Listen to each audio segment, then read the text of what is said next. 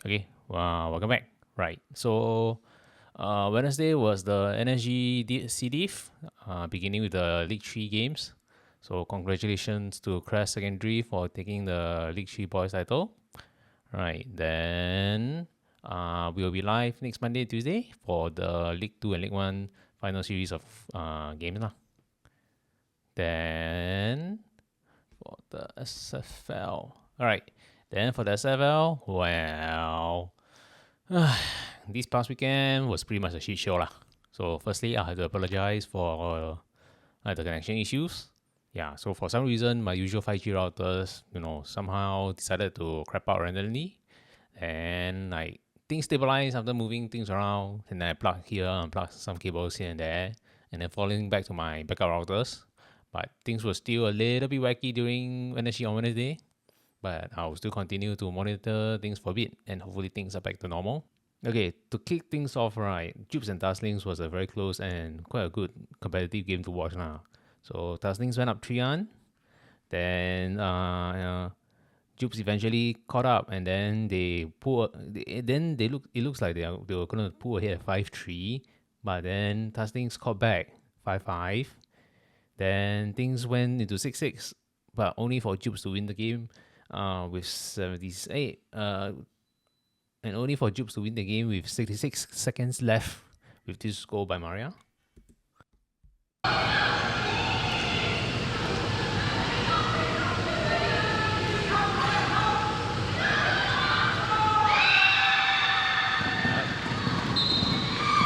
And Jupes took the win, 7-6.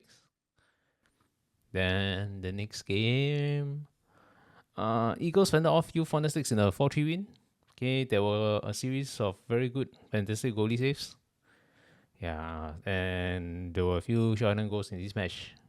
Yeah. Yep.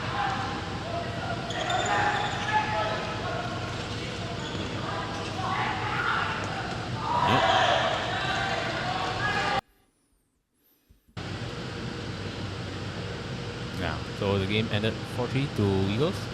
Eagles took a very important win. And then next we have Excel winning 6-3 over Skyhawks in Trebido. So the next one is Nemesis versus Ini.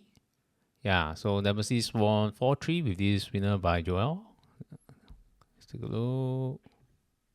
Times, that you've just got to be so alert, and that's what makes or breaks a really good floorball keeper. Well, as a custodian, you've got to be more attentive than your teammates, and for the first time. Okay, so Ini winning the game 4-3. Right, and then the last game of the day, Skyhawks on Wonder Sticks. So, Wonder Sticks winning this game 11-2. Okay, then Sunday. Okay, now on Sunday, in the first game of the day in the race also in the race to the top, Tempest was resilient and only lost by 5 goals in a 3-8 defeat to Crips. Then we have our first controversy of the weekend. So Academy, they won 8-2 against Prodigy, but in the process, there was one moment when Kelly went down to an injury, and the possession was with Academy lah. But then when play restarted, the ball was to be returned to Academy from the Prodigy's corner. So as you can see,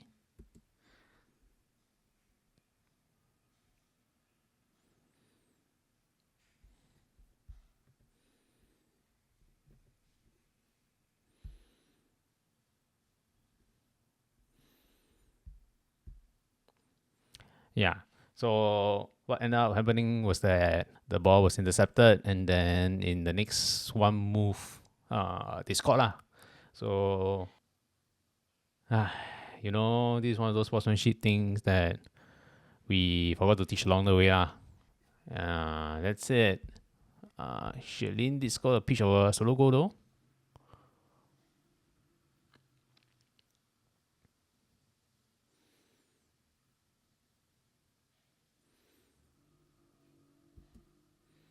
Yeah, she forced a brilliant save from Dandy and then put the rebound back into the net. And the next game, Excel win 18-0 to PSA. Okay, the next game, this one, a very exciting game to watch between Owls and Cheetahs. Okay, Cheetahs were ahead for most of the game since with the 2 early goals in the first 3 minutes. But then at the last minute, and then in the last minute, Natasha tied things up to make things 4-4.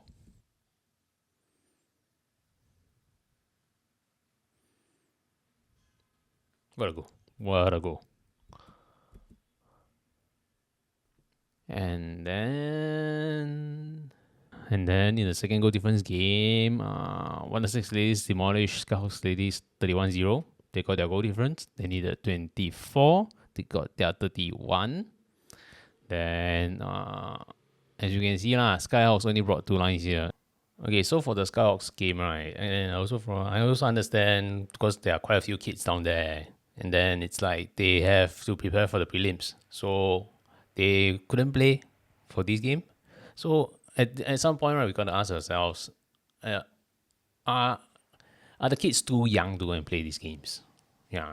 So is the age limit at the right number? Because if your players can't come and show up to play games like this, right, then what's the point of getting the rest of the team trash in this manner?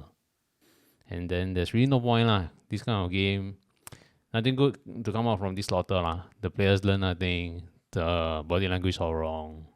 It's like, what's the point? What's the point? Okay, next was Lynx Marans. Right, so Marans win Lynx in a very important 4-7 win to pretty much put themselves into survival. Right, so there was this moment when Lynx 75 slipped and then got himself into a line play infringement. So let's take a look.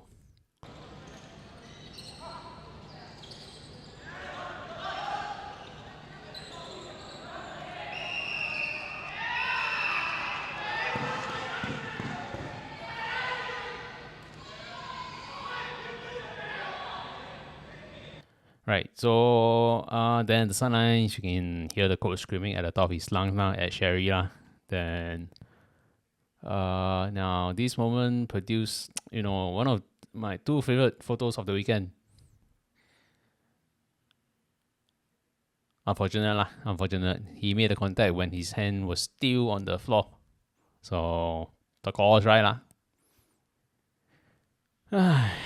Then I know Brazilian. What to say? Brazilian played well. Okay, and ended the game with a 4-2 win over Inos, but not before a fight broke out with just a little over 30 seconds left on the clock. Yeah, I'm not going to show here the choke, the shove, and the pushes. This kind of thing, you all just look at yourself. Yeah, I don't want to show it here. But incidentally, this also produced my second favorite photo of the weekend. Yeah. So, in the sea of people, please be like Daniel. Just walk away. Yeah, this kind of thing. Don't need to get yourself into trouble.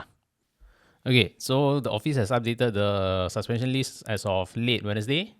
Yeah, so New has got 3 red cards. All got their 1-match suspension, and then Inos has got 6 because of them entering the court to engage the altercation.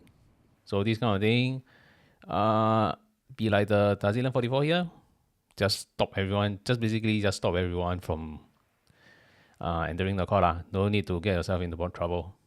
Yeah. Then the rules of the game says you engage in the altercation. So the way we interpret the rules is that the moment you enter the court, you're not part of the 6. You kena your red already.